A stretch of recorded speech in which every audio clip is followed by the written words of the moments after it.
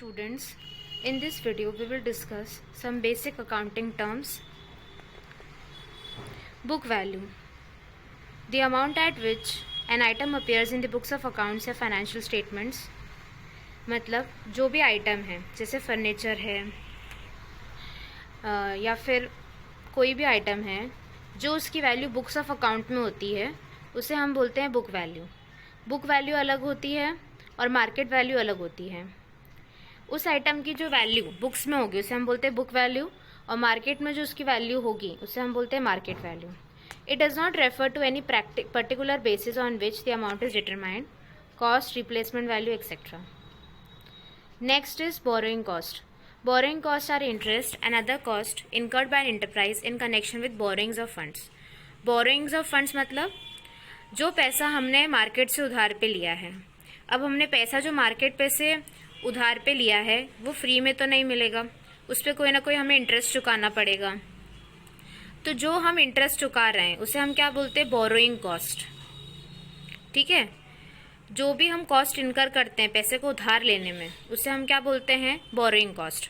और borrowing cost होती क्या है, interest. Borrowing cost are interest and other cost incurred by an enterprise in connection with the borrowings of the funds. Next है bond या debenture. A formal document constituting acknowledgement of a debt by an enterprise. मतलब एक document जिसमें क्या लिखा हुआ है, एक एंटरप्राइज ने जो उधार ले रखा है उस डॉक्यूमेंट पे लिखा हुआ है.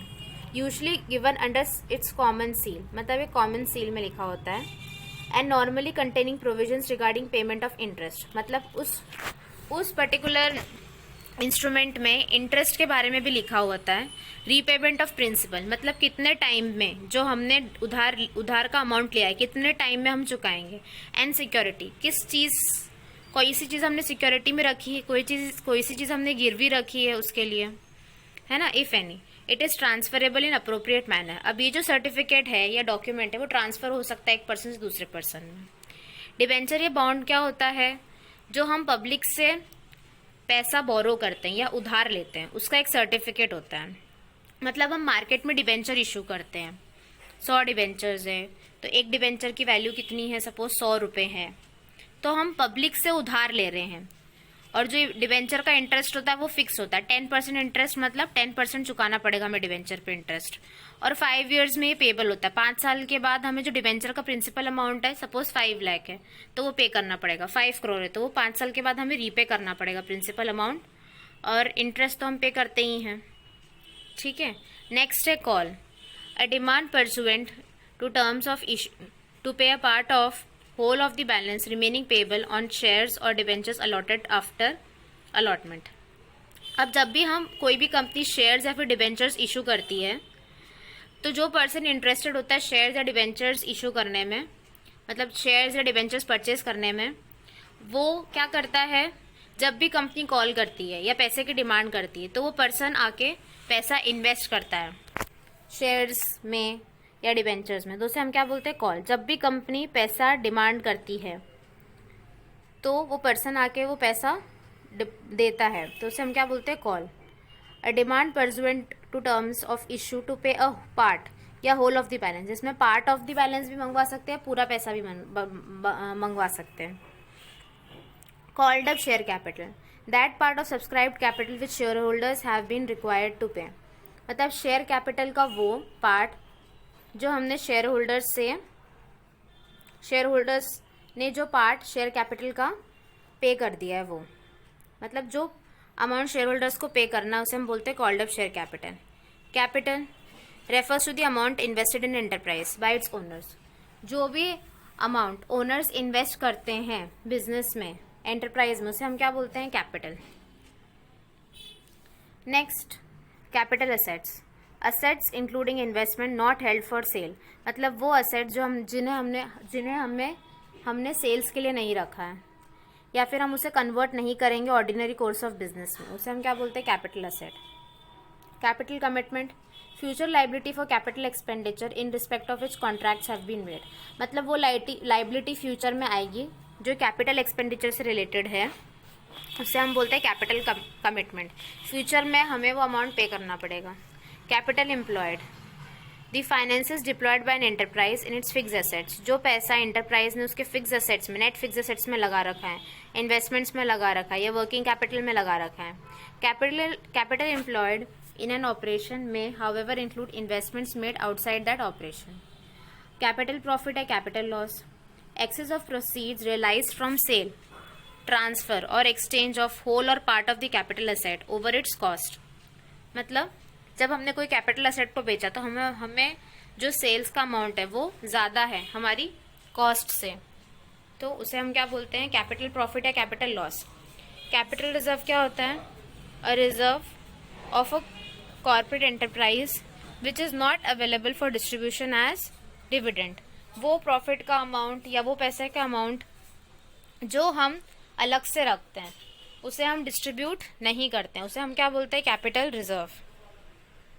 Next, discount, a reduction from list price. मतलब जो लिस्ट प्राइस है या कोटेड प्राइस है उससे कम प्राइस पर हम कोई चीज़ की पेमेंट कर रहे हैं.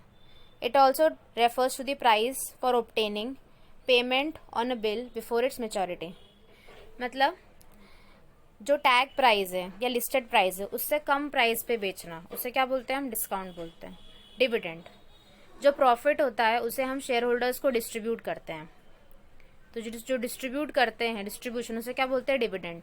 मतलब प्रॉफिट का कुछ पार्ट शेयर होल्डर्स को भी देना.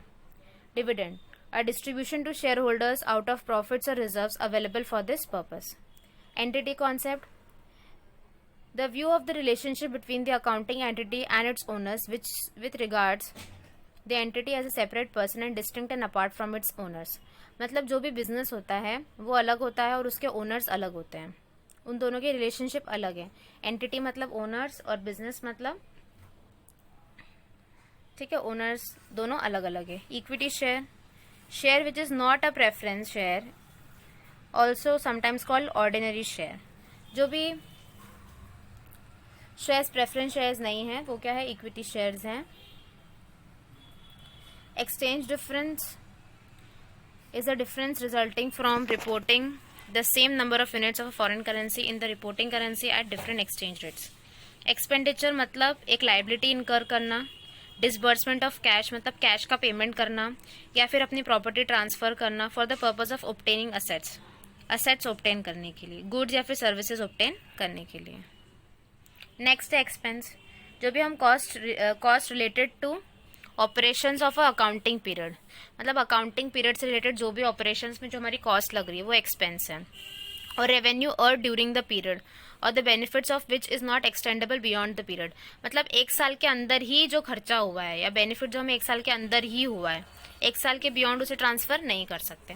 Expiration cost, that proportion of an expenditure from which no further benefit is expected. मतलब वो एक्सपेंडिचर का खर्चा जिससे हमें फ्यूचर में और कोई बेनिफिट नहीं मिलेगा, उसे हम क्या बोलते हैं, expense. Extraordinary items includes incomes or expenses that arise from events or transactions that are clearly distinct from the ordinary activities. वो आइटम्स जो ऑर्डिनरी एक्टिविटीज से अलग है, मतलब वो आइटम्स जो कभी कभी होते हैं, बार बार नहीं होते, फ्रीक्वेंटली नहीं होते, रेगुलरली नहीं होते. जो एक्सपेंसेस रेगुलरली नहीं होते, कभी कभी होते हैं. जो खर्चे रेगुलरली नहीं होते हैं, जो इनकम्स रेगुलरली नहीं आती, कभी कभी आती है, उसे क्या बोलते हैं, एक्स्ट्राऑर्डिनरी आइटम्स में आती हैं वो. सपोज लॉस बाय फायर, तो ये कभी कभी होगा, ये एक्स्ट्राऑर्डिनरी आइटम में आएगा. लॉस बाय थेफ्ट, ये भी क्या होता है, कभी कभी होता है, इसलिए एक्स्ट्राऑर्डिनरी आइटम में आएगा. Fair value is the amount for which an asset could be exchange. मतलब वो वैल्यू जिसके लिए हम एक असेट को एक्सचेंज कर सकते हैं या किसी लाइबिलिटी को सेटल कर सकते हैं between knowledge willing parties in an arm's length transaction. Fair market value, the price that would be agreed to in an open and unrestricted market. Market में जिस प्राइस पर वो चीज़ मिलेगी, ठीक है, मार्केट में जो प्राइस है उसकी. फोरफिटेड शेयर्स का मतलब क्या होता है, कभी कभी जो शेयर होल्डर्स हैं वो क्या करते हैं, कॉल पर पेमेंट नहीं कर पाते हैं, तो जो कंपनी है उनके शेयर्स को जब्त कर लेती है, उसे बोलते हैं forfeited shares. Free reserve, a reserve the utilisation of which is not restricted. मतलब उसके यूज़ पे कोई रेस्ट्रिक्शन नहीं, उसे हम क्या बोलेंगे, free reserve. Fund, an account usually of the nature of a reserve और a provision which is represented specially earmarked assets. मतलब फंड मतलब किसी पर्टिकुलर चीज़ के लिए हमने पैसा अलग से निकाल के रखा है, ठीक है, एक तरह का रिजर्व ही हो गया, एक तरह का प्रोविजन ही हो गया। गेन, जो भी मॉनेटरी बेनिफिट होता है, मतलब प्रॉफिट या फिर advantage resulting from a transaction या फिर ग्रुप ऑफ ट्रांजैक्शंस, उसे गेन बोलते हैं। कोई भी मॉनेटरी बेनिफिट या फिर प्रॉफिट जो किसी ट्रांजैक्शन से होता है या फिर ग्रुप ऑफ ट्रांजैक्शन से होता है। फंडामेंटल अकाउंटिंग अजम्पशंस, मतलब बेसिक अकाउंटिंग अजम्पशंस जिसके थ्रू हम क्या करते हैं, प्रिपेयर करते हैं और प्रेजेंट करते हैं फाइनेंशियल स्टेटमेंट्स को। और इसके एग्जांपल्स क्या है, गोइंग कंसर्न, कंसिस्टेंसी और अक्रूवल। इसे हम आगे स्टडी करेंगे। Okay, thank you.